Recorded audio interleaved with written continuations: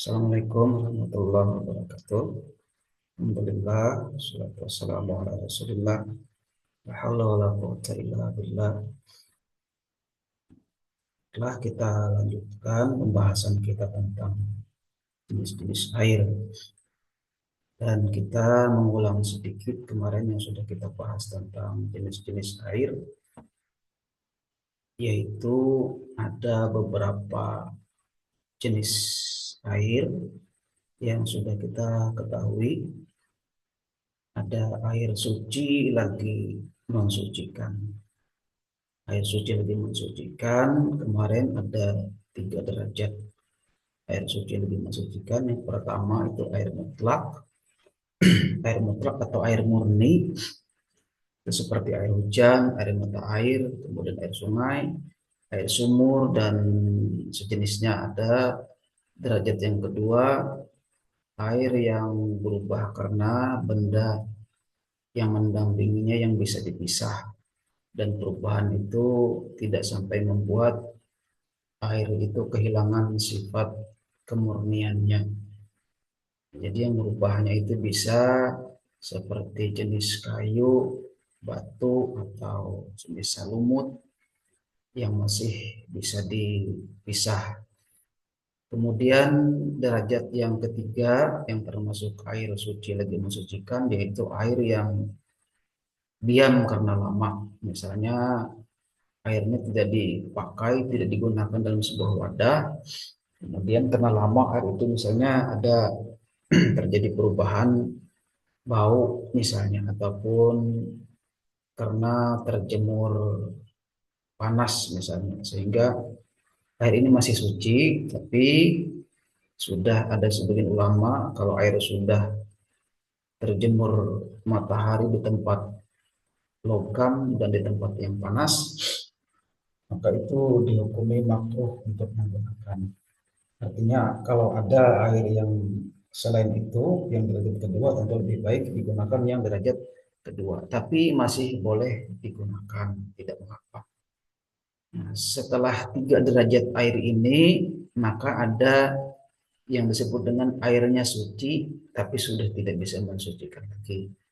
Yaitu yang pertama air mustakmal. Air mustakmal itu artinya air yang sudah dipakai untuk bersuci. Air mustakmal ini juga ada beberapa syarat yang bisa disebut dengan mustakmal. Yang pertama, air itu sudah terpakai untuk menghilangkan hadas yang hukumnya wajib, artinya wudhu yang pertama kali. Karena ada kadang-kadang kita berwudhu, meskipun sudah berwudhu lagi untuk mengambil kesunahan berwudhu. Jadi yang kedua itu hukumnya sunnah. Kalau wudhu wajib pertama itu tidak batal. Jadi kalau dia wajib, wudhunya wudhu wajib, maka air yang jatuh itu sudah dihukumi mustakmal. Tapi kalau dia wudhunya sunnah, artinya tidak batal wudhunya, tapi berwudhu lagi, maka itu bukan wudhu wajib. Jadi air terpakai di situ masih tidak dihukumi mustakmal karena bukan wudhu wajib. Kemudian air tersebut terpisah dari anggota yang dibasuh. Air yang jatuh dari anggota wudhu, air itu sedikit, yakni kurang dari 2 kulah. Kurang dari 2 kulah ini kemarin menurut uh, ulama di kitab kita ambil dari kitab At-Taqrirat Asyadidah fi Masail Mufidah, itu 217 liter. 217 liter ini ada uh, kalau dibuat ukuran sentimeter itu 62,4, lebarnya 62,4, panjangnya 62,4, tingginya. Kalau seperti itu maka dikatakan itu sudah 2 kulah. Kalau kurang maka disebut air sedikit. Tidak ada niat mengambil atau menciduk, atau disebut iltiraf saat menciduk air dengan tangan dalam wadah air yang sedikit. Sedikit ini tadi kurang dari 2 kulah. Diciduk dengan tangan, artinya setelah membasuh wajah, memasukkan tangan ke dalam ember misalnya, tapi dia tidak berniat mengambil air itu untuk mengambil air, tapi untuk membasuh tangan untuk menghilangkan hadas. Maka kalau niatnya untuk menciduk air tidak ada, tapi yang ada hanya memasukkan tangan ke dalam air itu untuk berwudu, untuk menghilangkan hadas, maka sudah dihukum mustakmal. Kalau ada niatnya menciduk, mengambil air, waktu menciduk ke dalam tempat ember, kemudian dibawa keluar airnya, maka di dalam ember tadi tidak dihukumi mustakmal. Kecuali yang mustakmal tadi yang jatuh dari tempat uh, anggota wudhu tersebut. Nah, itu baru dikatakan mustakmal. Nah, air sudah dipakai tadi, yang sudah digunakan bersuci tadi, bersuci wajib, kemudian kurang dari 2 kulah airnya dan terpisah, maka air mustakmal yang demikian itu tidak boleh dipakai berwudu. Kemudian air yang suci tidak mensucikan, air yang berubah karena yang merubah ini adalah yang mengikat air tersebut, yang susah diambil. Artinya mukhalid. Mukhalid ini yang susah diambil. Karena sudah menyatu dengan air seperti tepung, kemudian susu, kopi, mungkin vanili. Jadi itu sudah berubah, airnya sudah berubah sehingga tidak bisa disebut air murni, tidak lagi disebut air murni tapi disebut air susu, kemudian teh, kopi dan sebagainya. Air suci tapi tidak bisa dipakai berwudu. Kemudian setelah air yang suci tidak mensucikan ini, maka ada satu kemarin air mudab ya, air mudab ini air perahan, perahan dari buah maupun dari akar yang menggantung. Nah, setelah kedua macam air suci ini, yang pertama suci dan mensucikan, itu air mutlak, dan ada 3 derajat tadi. Yang kedua air suci tapi tidak mensucikan. Yang ketiga yaitu jenis air mutanajis. Air mutanajis ini adalah air yang berubah karena tercampur dengan najis. Najis sudah berubah salah satu sifatnya oleh najis, maka tidak boleh dipakai bersuci apabila jelas diketahui bahwa air itu bernajis. Jadi ini ada, mungkin kita ambil uh, perumpamaan, ada sebuah tempat dalam sebuah wadah, ini kurang dari 2 kulah, kurang dari 2 kulah. Maka apabila kejatuhan najis, maka menurut mazhab Syafi'i, kalau kurang dari 2 kulah, itu kalau kurang dari 2 kulah, maka tetap dihukumi air itu air najis, tidak bisa dipakai berwudu.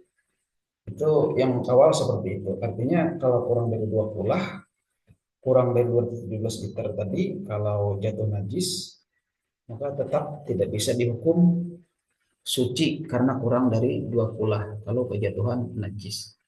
Nah, tetapi ada ulama Syafi'iyah ini ada ulama-ulama mazhab Syafi'i yang berpendapat bahwa apabila uh, air itu sedikit tapi tidak merubah atau tidak merusak kemutlakan air tadi, maka ulama Syafi'iyah masih membolehkan air itu untuk berwudu meskipun kurang dari 2 kulah. Nah, pendapat ini memang sudah keluar dari mazhab Imam Syafi'i yang mengatakan bahwa apabila kurang dari 2 kulah, apabila kejatuhan najis, maka tetap air itu menjadi air najis, tidak bisa dihukumi bersuci.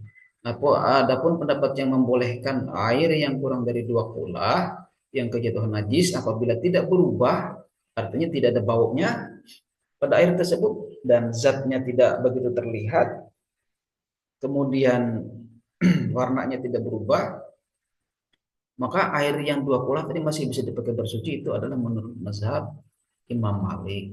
Menurut Imam Malik, air tidak menjadi najis sekalipun air itu sedikit kecuali sebab berubah. Nah, jadi pendapat tersebut juga dipilih mayoritas dari ashabuna.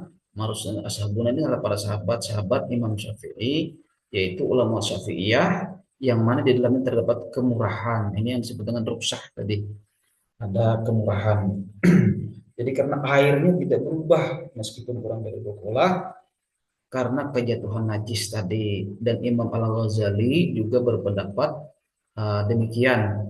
Beliau Imam Al-Ghazali juga berpendapat bahwa saya suka, kata beliau, mazhab itu, maksudnya mazhab Imam Malik ini mengenai air tersebut, meskipun sedikit tidak menjadi najis kecuali apabila berubah karena kebutuhan kepadanya itu mendesak. Jadi ada catatan, karena kebutuhan kepadanya itu mendesak. Artinya karena ada kemurahan tadi, ada ruksah tadi, masih bisa dipakai untuk berwudu. Tetapi ini jauh lebih baik uh, kualitas air yang pertama, yaitu air yang suci lagi mensucikan, meskipun derajatnya di derajat ketiga, yaitu air yang berubah karena diam terlalu lama tadi. Meskipun itu dihukumi beberapa ulama makruh, tapi itu lebih baik kelihatannya seperti kita lihat daripada air yang terkena najis yang kurang dari 2 kolah ini. Karena ini dalam keadaan mendesak, ini mendesak. Dan ini adalah kemurahan. Tetapi kalau sudah memang tidak ada lagi, maka orang yang ingin melaksanakan ibadah sholat, meskipun ketemu air yang seperti ini, yang kena najis ini sedikit kurang dari 2 kolah, maka dia harus menggunakan air ini untuk berwudu. Jadi tidak sah dia bertayamum. Karena kalau tidak ada air kan nanti ada di bertayamum, maka dia bertayamum. Tapi tayamumnya tidak sah kalau ada air seperti ini, air mutanajis ini, yang meskipun kurang dari 2 kula ini, tapi tidak berubah tadi uh, air tersebut, tidak berubah air tersebut karena kebutuhan mendesak. Nah, jadi di sini dia harus berwudu menggunakan air tersebut dan tidak boleh tayamum.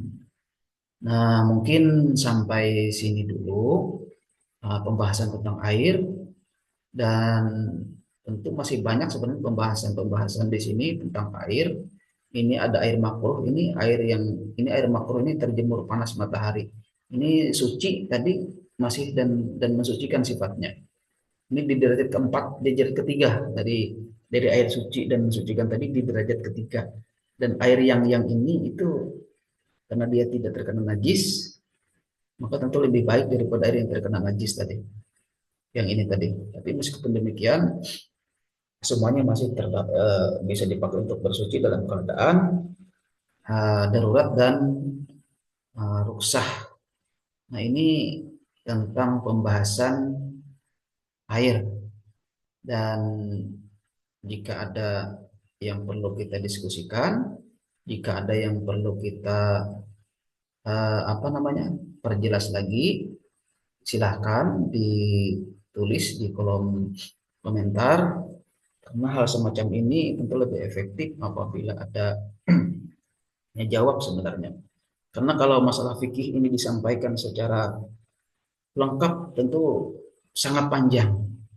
Pembahasan fikih ini sangat panjang dan tidak lepas dari berbagai macam perbedaan pendapat. Tapi yang terpenting kita mengikuti apa yang mudah dan apa yang sering kita temukan dalam kehidupan kita sehari-hari. Jadi ini tentang air, karena tadi ada air mutanajis, maka mau tidak mau habis ini nanti kita akan membahas tentang najis. Karena dalam hal najis tadi yang terkena air, maka ada beberapa hal yang perlu dipelajari, bagaimana membersihkan, apakah air yang terkena najis tadi dibersihkan seperti apa sehingga dia bisa menjadi suci, sehingga bisa dipakai untuk berwudu. Selanjutnya nanti kita akan bahas tentang hal-hal tersebut, tentang macam-macam najis dan hubungannya dengan air. Dan lagi, apabila ada pertanyaan, silahkan tuliskan atau tanggapan di kolom komentar di bawah. Assalamualaikum warahmatullahi wabarakatuh.